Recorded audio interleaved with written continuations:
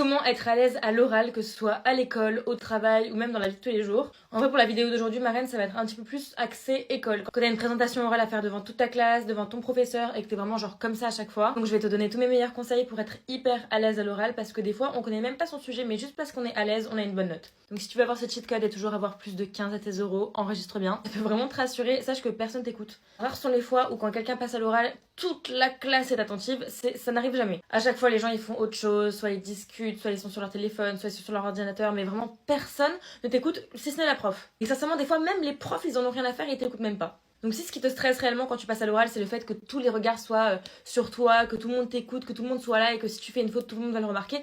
Personne ne le remarque, vraiment personne ne le remarque. Ensuite, souvent la raison pour laquelle t'es pas à l'aise à l'oral, c'est parce que tu stresses. Mais tu stresses même pas pendant que t'es devant les gens, tu stresses même avant ça. Donc forcément, si t'es comme ça avant même de passer devant la classe, une fois que tu vas être devant eux, tu vas être encore plus au bout de ta vie. Donc moi, les fois où j'étais un petit peu stressée avant de passer à l'oral, je faisais des exercices de respiration dans mon coin évidemment. Mais je faisais la méthode 3-6-9, c'est ma méthode préférée pour vraiment me détendre en fait tout simplement. Tu inspires 3 secondes, tu bloques 6 secondes et tu expires pendant 9 secondes, mais vraiment une grosse expiration. Et tu fais ça autant de fois que nécessaire jusqu'à ce que vraiment ça te calme. Je te jure qu'arriver beaucoup plus détendu devant la classe, déjà tu vas être un petit peu moins au bout de ta vie et tu vas pouvoir commencer ton oral beaucoup plus facilement que si t'étais stressé. Ensuite, si t'es vraiment au bout de ta vie, regarde ta pote pendant toute la durée de ton oral. Ça permet un peu d'avoir un soutien émotionnel, d'avoir une copine que tu regardes pendant que tu passes ton oral. Et puis ça t'évite de vraiment regarder tout le monde et de voir que soit personne t'écoute, soit qu'il y a des gens qui te fixent, soit que la prof elle est hyper attentive et qu'elle te fixe. Enfin, c'est plein de choses qui peuvent te gêner, donc regarde une amie de confiance et ça va vraiment beaucoup plus t'aider. Ensuite, hyper important ça aussi si tu veux vraiment être à l'aise à l'oral ou du moins paraître à l'aise à l'oral, c'est la posture. Si tu te mets les mains dans les poches, que tu croises les bras, que tu